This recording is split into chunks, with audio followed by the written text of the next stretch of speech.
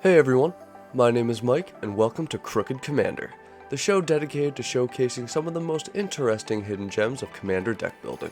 The goal is not to showcase the quote-unquote best deck lists, but rather those that go off the beaten path to achieve something unique. For the debut episode, I'm going to discuss what is arguably my favorite deck, as well as my pet deck, Atarka One Punch Dragon. I'm going to start by talking a little bit about how the deck started out and the journey it went through to become the deck it is today. If you don't feel like listening to me ramble, feel free to skip ahead to the timestamp shown to get right into the deck list. Now, this wasn't my very first Commander deck I ever built, but it was the first one I was really able to get behind. Atarka Worldrender. A legendary creature dragon for 5 generic, 1 red, and 1 green mana. It's a 6/4 with flying and trample. It also has an ability that reads, whenever a dragon you control attacks, it gains double strike until end of turn. This was exactly how Atarka started. A Gruul dragon tribal deck, and it did it quite well. From a casual standpoint anyway. When I first started going to my LGS, I became known simply as the Atarka player, and my deck was one to be feared. At least until the CEDH crowd arrived. But I started to notice something as I played the deck more and more. Most often when I won, it was because Atarka dealt 24 total commander damage to an opponent with 2 swings. The other dragons were useful, like in games when Atarka would keep getting countered or removed, but it started to feel like putting my mana into them was keeping me from the next level of consistency was how the deck plays. Then one day, a card that had been in the deck list since the very beginning finally came through for me and changed everything for this deck. Xenagos, God of Rebels. Affectionately referred to as Xenagod in some circles, it is a legendary enchantment creature god for 3 generic, 1 red, and 1 green mana.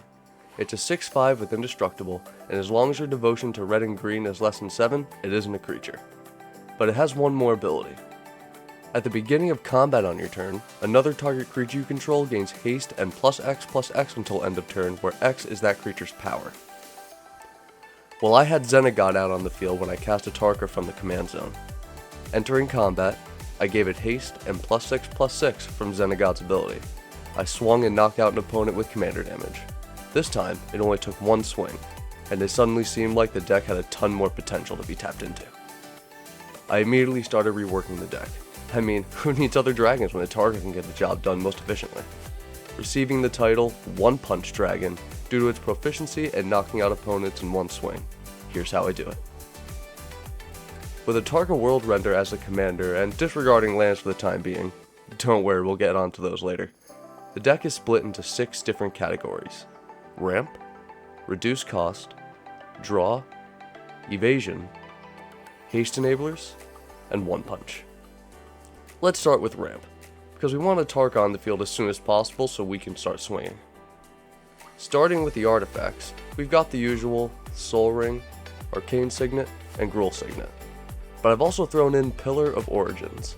Even though the deck doesn't run other dragons anymore, these types of spells that affect certain creature types still come in handy with Atarka being the most important spell to cast.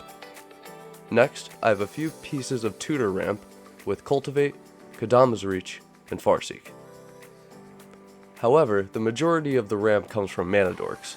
We've got Birds of Paradise, Delighted Halfling, Elvish Mystic, Llanowar Elves, Nightshade Dryad, Paradise Druid, Poison Dart Frog, Kyrian Elves, Somberwald Sage, and Tender Wild Guide. I'll talk briefly about those last 2. Tender Wild Guide has the ability Offspring, which allows you to pay an additional 2 mana to get a token copy of it. If you have the extra mana when casting it, it's almost always worth it. Somberwald Sage, however, can provide insane value if you get it early enough. If you can cast this by turn 3, you're casting your commander on turn 4. 17 total ramp pieces still didn't seem like quite enough for me, so next we'll talk about the reduced cost spells. As the name suggests, these are here to reduce the amount of total mana we have to pay to put Atarka into play. A few of them are able to reduce the cost of other spells as well, so that comes at a bonus. Let's start with all the ones specific to making Atarka cheaper, those being Dragonlord Servant and Dragonspeaker Shaman. Seen in nearly all dragon decks for having low mana value and have insane value when set up early game. Next, we have the cards that reduce the cost of creature spells. I was initially going to include these with the last group, but realized there were other creatures that could also benefit from them. They are Cloudkey, Goblin and Archomancer, Krosan Drover, Shadow in the Warp, and Urza's Incubator. Krosan Drover is one of those cards I discovered early on due to messing around in MTG Gatherer looking for cards. It's one of the most common cards where I'll have an opponent say, "What the heck is that? It does what? I never knew about this card." Try running it in one of your Stompy decks to surprise your opponents. Finally, we have the color reduced cost cards: Emerald Medallion, Ruby Medallion, Thornscape Familiar, and Thunderscape Familiar. I often feel like the cycle of familiar creatures is slept on in a lot of decks. Give them a try, I bet you won't be disappointed. These next few sections don't have nearly as many cards in them, but they all serve important purposes to the deck's function. Starting with an arguably too low 6 draw spells, I chose to focus mostly on the ones that cost a bit more to cast but also provided treasure tokens. They are Big Score, Faithless Looting, Pirate's Pillage, Seize the Spoils, Thrill of Possibility, and Unexpected Windfall. The next section, also equating to only 6 cards, is Evasion. These all either give Atarka hexproof or provide a variety of unblockable effects. Flying and Trample are already great combat tricks and come pre-built into the commander, but some opponents will require a bit more combat evasion to get around, which is why I include these cards. They are Bower Passage, Dust Corona, Mirror Shield, Prowler's Helm, Swiftfoot Boots, and Trailblazer's Boots. The last small section, being the big brother of the 3 having an edge on the other 2 with its total of 7 cards, are the Haste Enablers. Now there are plenty of Haste Enablers in red, but the 7 I chose are based on being able to provide haste to Atarka as soon as she comes in and not needing to have extra mana to target it with an instant or sorcery after the fact. I chose Bloodlust Inciter, Carnelian Orb of Dragonkind, Dragon Tempest, Goblin Motivator, Raccoon Rallier, Rhythm of the Wild, and Rising of the Day. You could also include similar cards like Fervor, Fires of Yavimaya, or Trailblazing Historian if you feel like you need a bit more. Now, before we get into the land base, we have one more section to discuss, and it's the one that really makes the magic happen and gives the deck its namesake, the one-punch spells.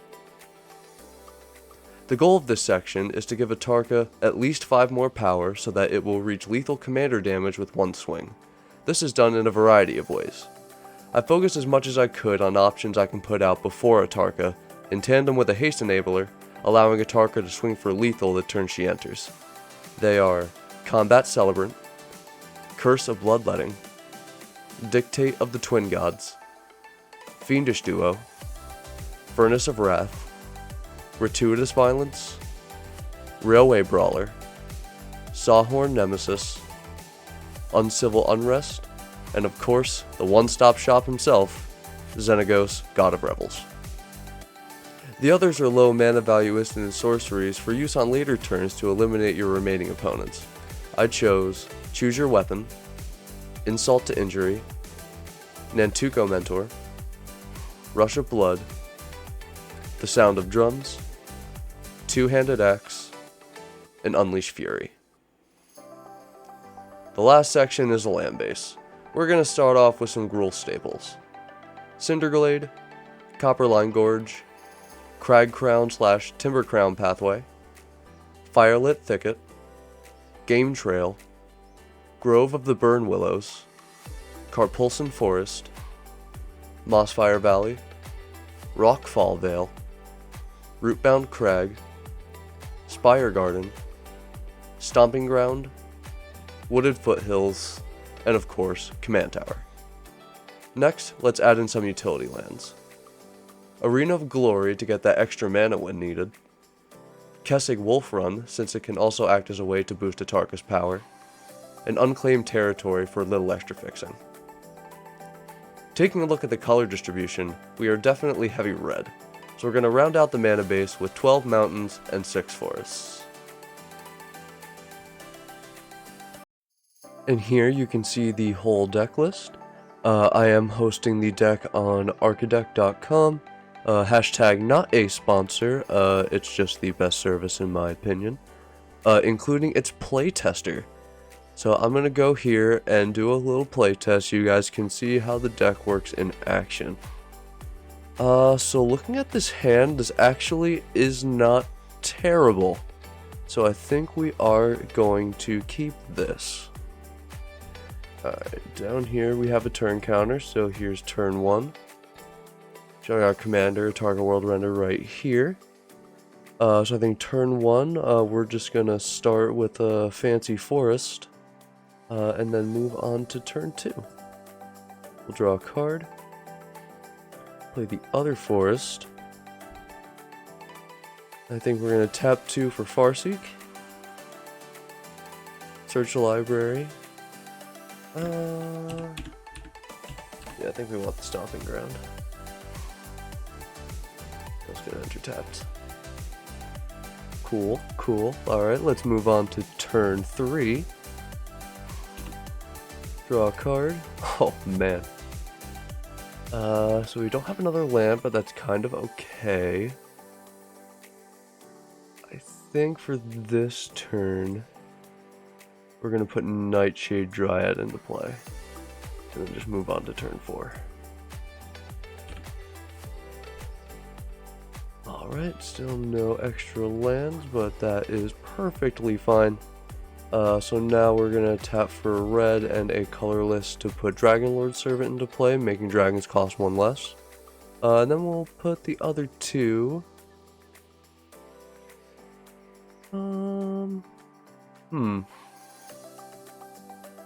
Yeah. No.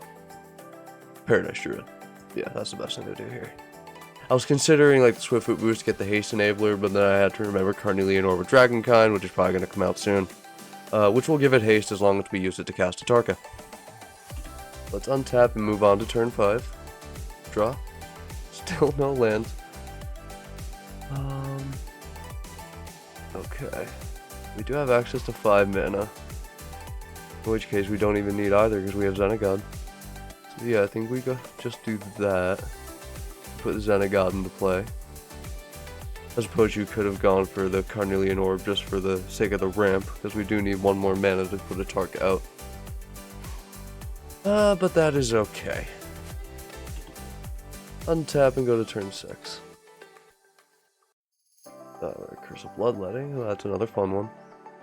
Ultimately unnecessary. So yeah, I think we're just gonna pay 3 to put the Carnelian Orb of Dragonkind into play. And then proceed to turn 7. Now usually you would want to have Atarka out a lot sooner than turn 7. But I said I'm not curating any of this. Just, you know, an average hand on an average playtest. Let's see how it does. This one seems a little lesser, but hey, it happens. Alright.